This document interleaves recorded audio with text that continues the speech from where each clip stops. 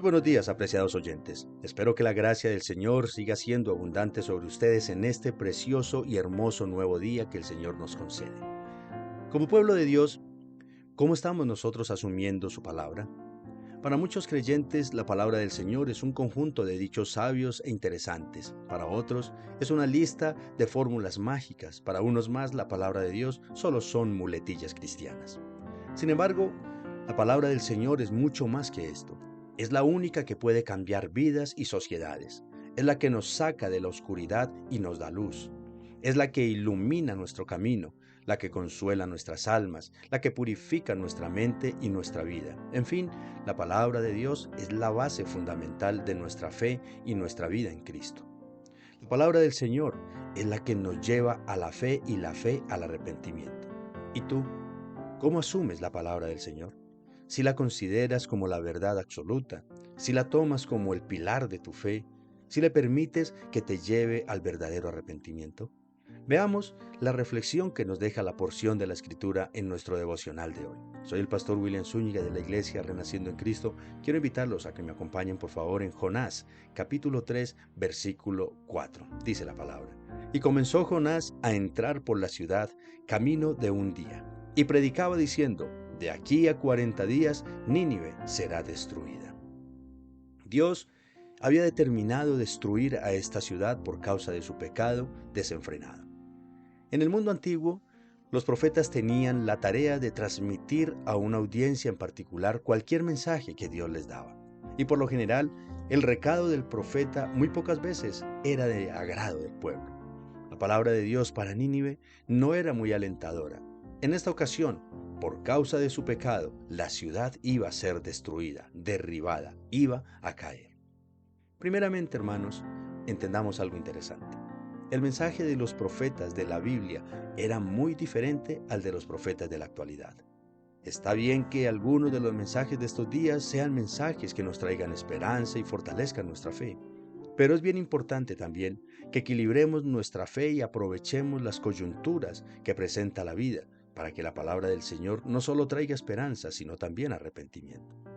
La palabra que se debe de predicar tanto en la época de Jonás como en el primer siglo, tiempos de Cristo, y el día de hoy, que debemos predicar y escuchar, es la palabra de Dios sin adulterarla, llevando solo la verdad, aunque ésta sea dolorosa y desagradable para muchos. Una palabra que le dé prioridad a las necesidades espirituales más que a las mismas necesidades materiales. Una palabra donde Cristo vuelva a ser el centro y no el hombre exclusivamente. Una palabra donde la voluntad y los propósitos de Dios resalten por encima de los caprichos egoístas de los hombres.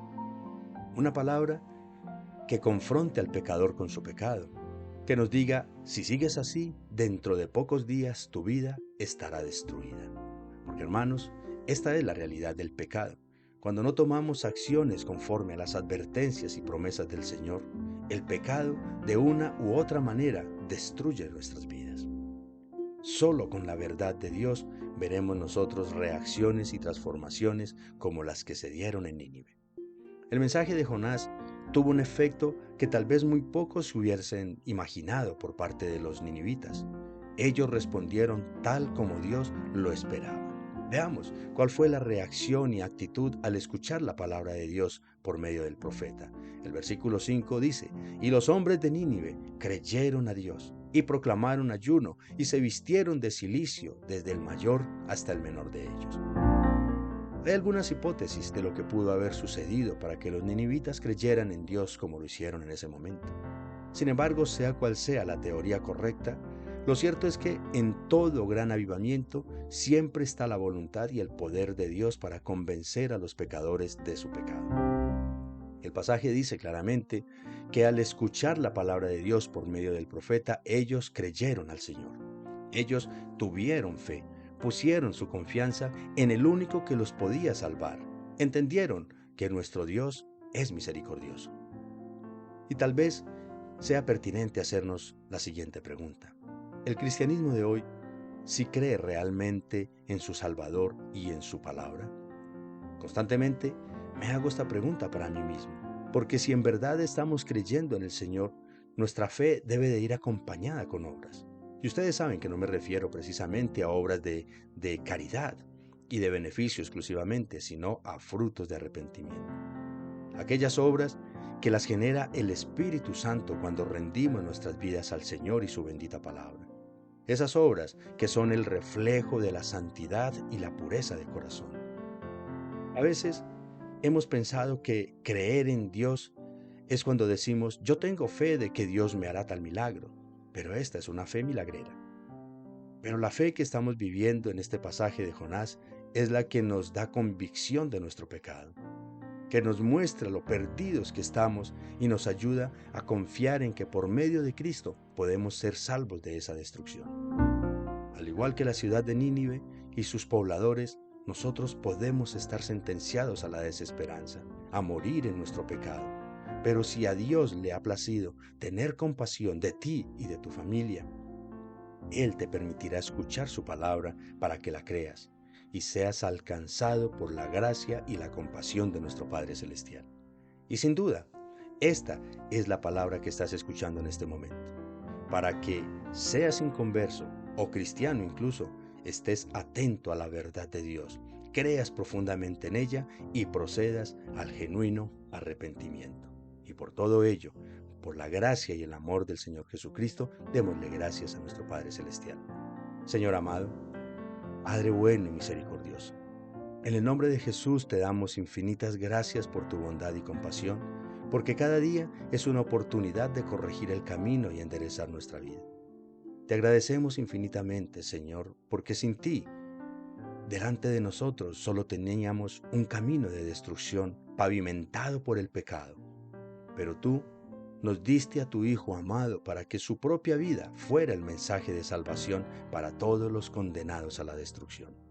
Gracias, Espíritu Santo, por recordarnos constantemente, por medio de tu palabra, que tú no buscas la destrucción y la ruina del pecador, sino su arrepentimiento y su salvación primeramente. Te lo agradecemos, amadísimo Rey, en el nombre de Jesús. Amén y amén. Apreciado hermano, que este día sea de meditación y reflexión auténticas en la verdad de la palabra de Dios. Que tomes conciencia que el objetivo del pecado es tu destrucción, mientras que el objetivo del Evangelio es despertar tu fe y llevarte al arrepentimiento transformador y salvífico. Comparte esta palabra, medita en ella, realmente permite que la Sagrada Escritura obre en tu forma de pensar y en tu forma de vivir también.